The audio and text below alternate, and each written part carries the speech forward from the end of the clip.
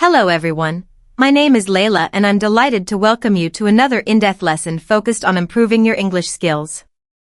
Today, we are going to explore the use of three extremely useful modal verbs, should, could, and would, especially when they are combined with the past participle form of verbs. These expressions might seem confusing at first, but once you understand the logic behind them, they become powerful tools to express possibilities, regrets, and hypothetical situations related to the past. Let us begin by looking at real-life communication. You might have heard people say things like I should have studied harder, I could have helped you, or I would have joined the trip. Phrases like these often leave learners wondering what they truly mean and how to form such sentences accurately. The good news is, all of these expressions follow a consistent structure that becomes easier once you get used to it. To start, let us focus on the word should when used with a past participle. This structure is often used to express a sense of regret, missed duty, or something that was expected but did not happen. For example, imagine someone saying, I should have completed my graduation. The presence of the word should indicates that the action was not actually completed, and the speaker feels it would have been the right thing to do. If we remove should from the sentence and simply say I have completed my graduation, then it becomes a straightforward statement of fact. But adding should changes the meaning entirely, showing a sense of personal reflection or regret about something left undone. Consider a situation where you misplaced your phone during a trip. When you return home and explain what happened, a common reaction from a parent might be, you should have been more careful. This statement carries a tone of advice that comes a bit too late. It suggests that the person had a responsibility or duty in the past, such as taking care of their belongings, but failed to do so. This structure is used not just to express regret but also to indicate expectations that were not met. So to form this kind of sentence, we always combine should with have and then the verb in its past participle form. For example, should have gone, should have seen, or should have told. The entire structure reflects a missed opportunity or duty in the past, whether it was a moral responsibility, an expected behavior, or a personal goal. Now let us move on to the next expression, which involves the use of could with the past participle. This structure is often used when talking about past possibilities or opportunities that existed but were not taken. Take this sentence as an example, I could have completed my graduation. The implication here is that the speaker had the ability, the resources, or the opportunity to finish their graduation but did not do so for one reason or another. It does not carry the same sense of moral obligation as should, but it highlights that the possibility was real.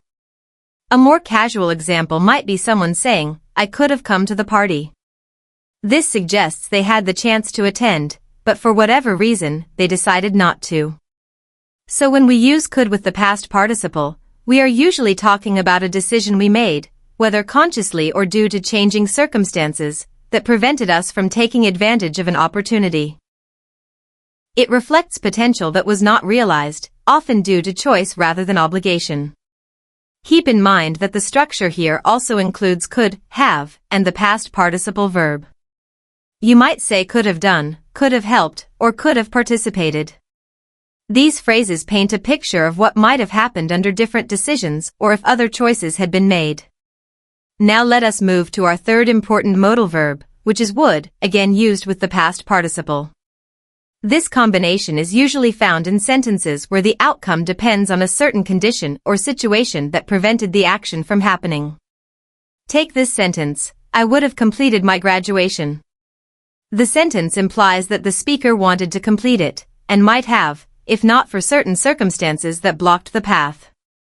For example, someone might explain, I would have completed my graduation if I had not faced a financial crisis.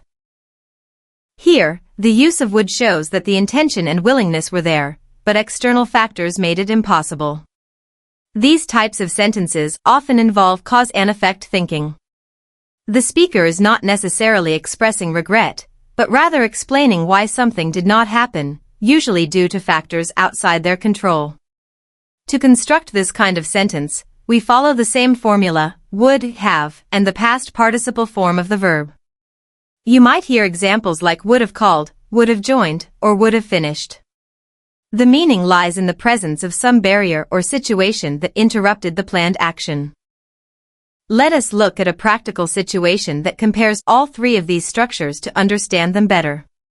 Imagine you had a work assignment and a deadline. Unfortunately, you were not able to complete the task because there was no power at home. Now if you say, "I could have completed the project," your manager might misunderstand and think you had the ability but chose not to finish it. That may suggest you lacked commitment. However, the more accurate expression in this situation would be, "I would have completed the project, but there was no electricity." This clearly shifts the focus to the reason beyond your control. If on the other hand you simply forgot to do the work or got distracted, and later regretted it, then it would be appropriate to say, "I should have completed the project." So again, should points to a regret or duty unfulfilled, could highlights a missed opportunity, and would focuses on a hypothetical result affected by circumstances. Understanding the subtle differences between these modal verbs helps you express your thoughts more clearly, and also improves your ability to understand native speakers who use these forms frequently in everyday speech. Whether you are describing missed chances, expressing past regrets, or explaining why something did not happen, these structures add depth and clarity to your language. Before we wrap up this lesson, let us quickly summarize what we have learned. The structure for all three expressions includes a modal verb, followed by have, and then a verb in its third form. Should have done is used when referring to things that were right or expected, but not completed. Could have done relates to past abilities or choices not taken. Would have done indicates a hypothetical action blocked by external conditions. I encourage you to take note of these patterns and begin using them in your own conversations. Try creating your own examples based on real-life situations where something did not happen the way you wanted, and think about whether it was due to obligation, opportunity, or circumstance. This is a great way to internalize these forms and build confidence in your English speaking. Thank you for joining me for this detailed session on should, could, and would with the past participle. I look forward to seeing you again for another lesson. Keep practicing and take good care of your learning journey.